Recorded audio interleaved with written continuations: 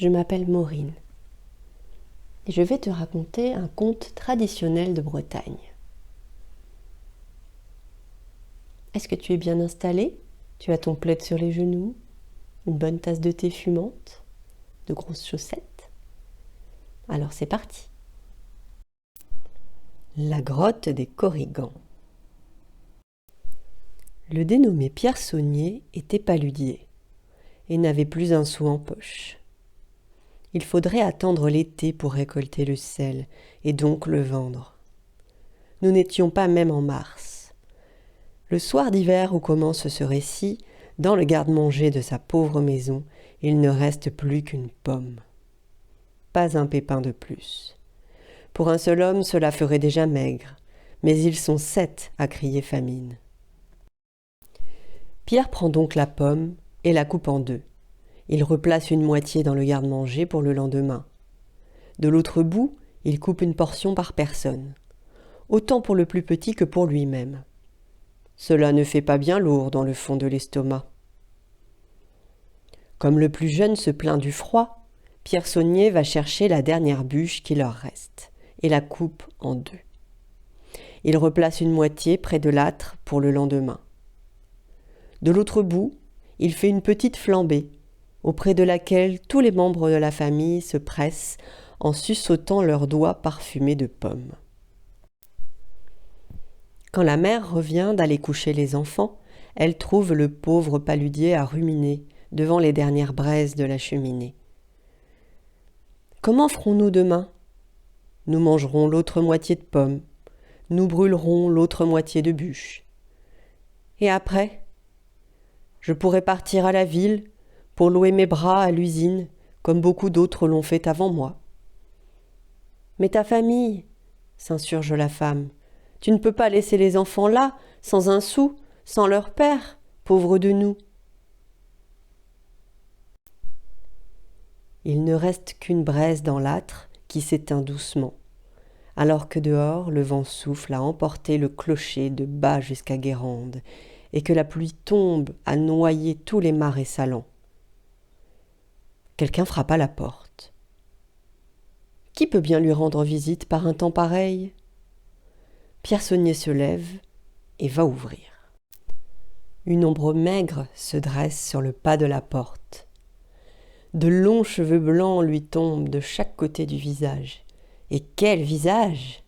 Un nez grossier, à l'allure de pommes de terre, 2 yeux si bleus qu'ils semblent blancs, et tant de rides sur les joues que l'on dirait l'écorce d'un châtaignier. Oh, la vieille Catelle ! Malgré son appréhension devant ce personnage repoussant, il l'invite d'un signe de la main.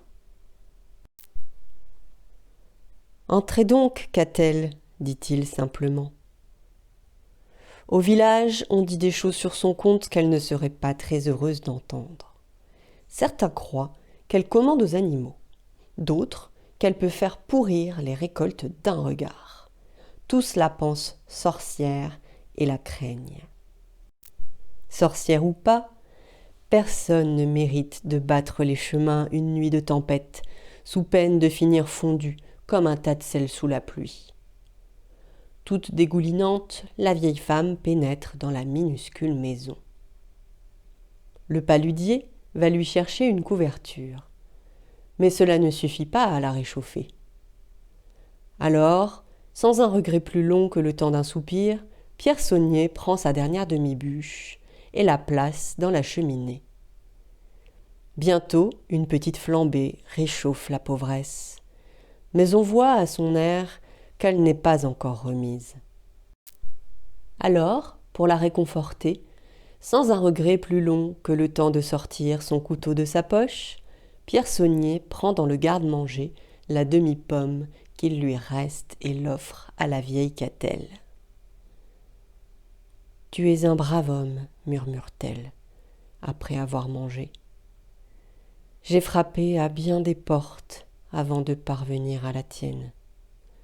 Aucun des villageois ne m'a ouvert.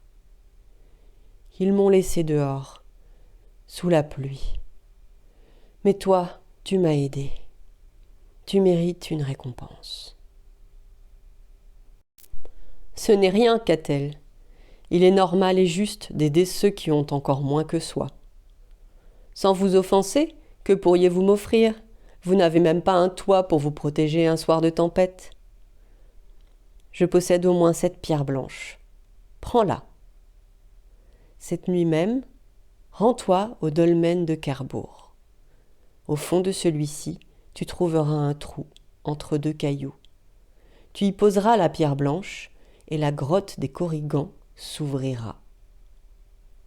La grotte des Korrigans, s'exclame Pierre, horrifié en pensant à ces lutins capables de bien des cruautés envers ceux qui osent s'occuper de leurs affaires.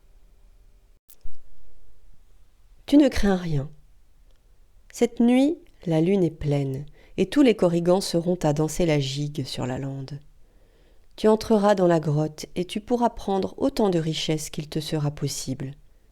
Mais attention, tu devras partir avant le chant du coq, car si les Korrigans te surprennent, ils te tourmenteront.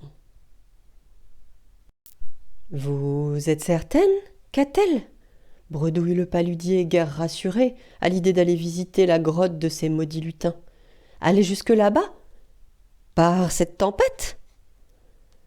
La vieille femme regarde le brave homme avec un étrange sourire. Elle semble totalement remise et paraît plus jeune à présent qu'en entrant. Mais de quelle tempête parles-tu? Pierre écoute. En effet, on n'entend plus ni le vent ni la pluie. Muni d'un sac, il sort pour gagner le dolmen de Kerbourg. À sa place, je ne l'aurais pas fait. À sa place, surtout, je n'aurais pas laissé cette étrange bonne femme seule chez moi avec ma famille à dormir dans la chambre voisine. Il marche vite à travers les champs, les bois et la lande, car Kerbourg n'est pas tout près. Quand il arrive en vue du dolmen, il s'arrête brusquement. Ses yeux s'arrondissent autant que sa bouche. La lune est pleine, en effet, et le ciel dégagé de tout nuage. Comme l'a dit la vieille Catel, dans les arbres, sur les talus, des dizaines de petits personnages, pas plus hauts que le genou et pas plus gros qu'un lièvre, dansent la gigue. L'un d'eux a une bombarde, et un autre un binioucose. Tous les autres tournoient au son de la musique et la lumière de l'astre de nuit. Sans perdre plus de temps, Pierre s'approche discrètement du dolmen, y entre et pose la pierre blanche au bon endroit. Un passage s'ouvre qui donne sur un escalier si étroit qu'il est bien difficile à notre paludier de le descendre. Les marches sont taillées pour des petits pieds de Korrigans et pas pour de grands pieds d'hommes. En bas de l'escalier, dans une immense grotte, il trouve des petits lits, des petites tables et des petites chaises.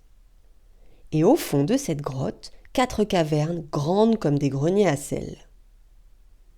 Il pénètre dans la première.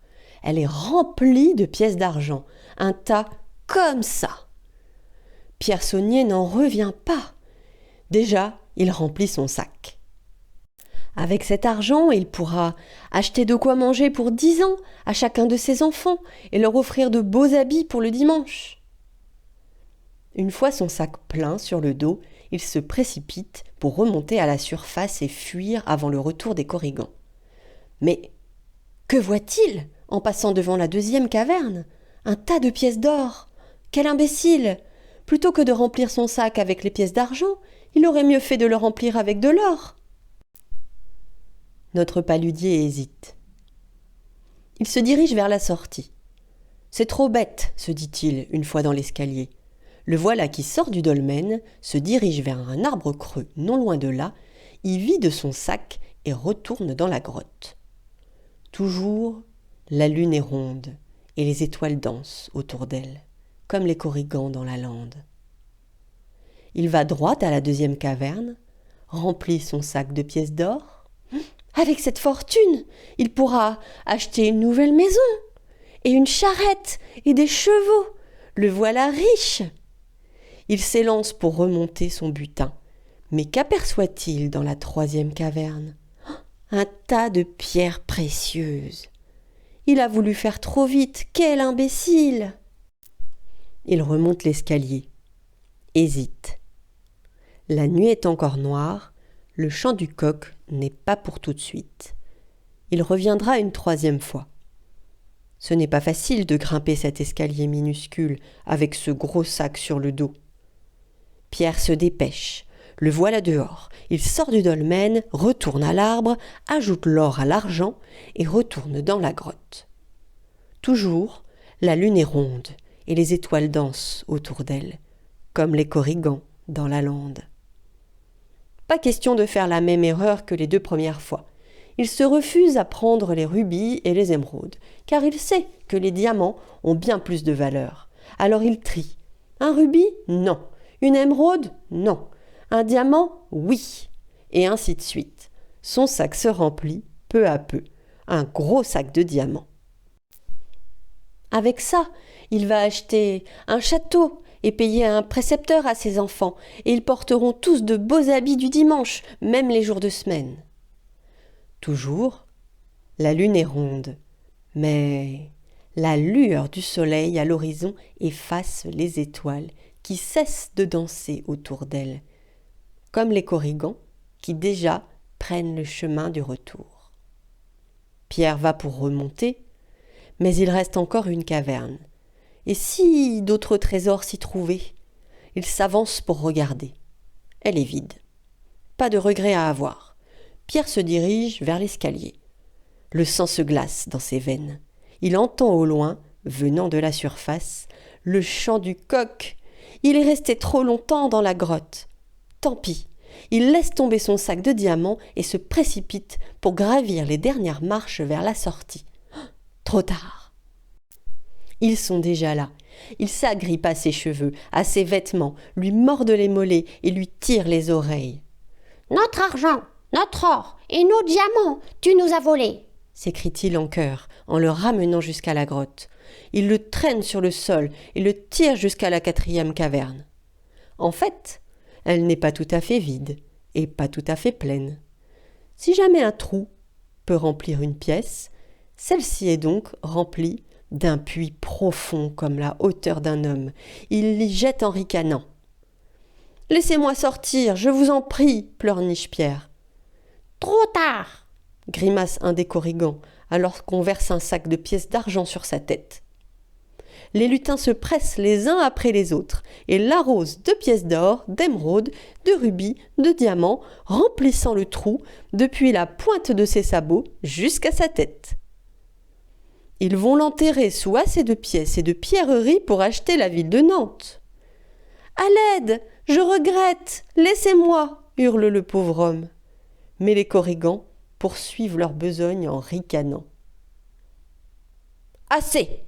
dit alors une voix depuis l'entrée de la caverne.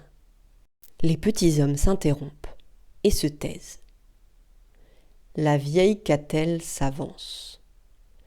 Il s'appelle Pierre, et il est le seul villageois à m'avoir tendu la main cette nuit, quand j'en avais besoin. Qu'il parte, mais sans emporter même une pièce de bronze avec lui. Pierre, sous son amas de richesses qui manque de l'étouffer, s'étonne de l'autorité de la vieille Catel sur les petites créatures. Ce qu'on raconte sur elle n'est finalement qu'à moitié vrai. Plus qu'une sorcière qui commande aux vaches et aux chiens, elle est une véritable reine qui commande au petit peuple. Les corrigans, un peu déçus sans doute, dégagent Pierre et le portent jusque sous le dolmen. La porte de la grotte se referme derrière eux et notre paludier se retrouve seul, dans le petit matin, sans un sou, mais vivant. Il se dirige, les jambes chancelantes, vers sa maison. Lorsqu'il repense tout à coup à l'arbre creux où il a placé un tas d'argent et d'or, il se précipite, mais ne trouve dans le renfoncement du tronc qu'un amas de cendres. Ils s'effondrent en pleurant. « J'ai été stupide. Une poignée de pièces d'argent aurait suffi à nourrir mes enfants jusqu'à l'été. Qu'avais-je besoin d'un château et d'habits du dimanche à en vêtir les épouvantails ?» Il ne s'arrête de sangloter qu'en entendant quelqu'un s'approcher de lui. Il reconnaît la silhouette voûtée, de la vieille Catel. « Pierre, tu as été terriblement idiot cette nuit, le sermonne-t-elle. Mais tu as aussi été formidablement bon. Je n'oublie pas que tu m'as offert les dernières flammes de ta cheminée et ta dernière moitié de pomme. Je vais donc, malgré tout, te faire un petit cadeau. » La vieille femme commence à chercher dans les replis de sa robe. Peut-être va-t-elle lui donner une pièce d'argent. Avec une pièce d'argent, Pierre pourrait acheter une miche de pain, et même du fromage et du lard, de quoi contenter ses enfants aujourd'hui, et peut-être même demain. Qu'a-t-elle fini par trouver ? Il ne s'agit pas d'une pièce d'argent, mais d'un vieux plat en terre cuite. Il est marron, avec des taches noires, et un de ses bords est ébréché. « Tiens, qu'il agrémente ta table !» lui dit en souriant la vieille femme, dont le nez ressemble plus que jamais à une vieille pomme de terre ridée. « Merci, dit Pierre, qui n'ose pas refuser le présent. Il rentre chez lui les épaules basses, en traînant avec lui le cadeau de Catel. Il ouvre la porte, sans faire de bruit, pose le plat sur la table en soupirant. Il entend les pas de ses enfants dans l'escalier. Il se lève juste. Que va-t-il leur dire ? Qu'il n'y a même pas un pépin de pomme pour le petit déjeuner ? Oh, papa, de la brioche ! S'émerveille le plus jeune de ses fils en se ruant dans la pièce. Il pointe son doigt vers la table. Incrédule, Pierre se retourne et constate qu'il dit bien la vérité. Dans le plat de la vieille Catel se trouve une brioche. Et des pommes. Et des cerises, alors que ce n'est même pas la saison. Notre paludier comprend rapidement que bien qu'il paraisse vieux et sale, le plat est magique. Une fois posé sur la table, il se remplit de nourriture. Des cœurs d'artichaut au vinaigre quand il fait chaud, des saucisses chaudes avec du chou quand il fait froid et que l'hiver est rude. Ainsi, Pierre Saunier et sa famille, du fait de l'attitude à la fois généreuse et avide qu'il avait eue, ne connurent jamais ni la richesse, ni la faim.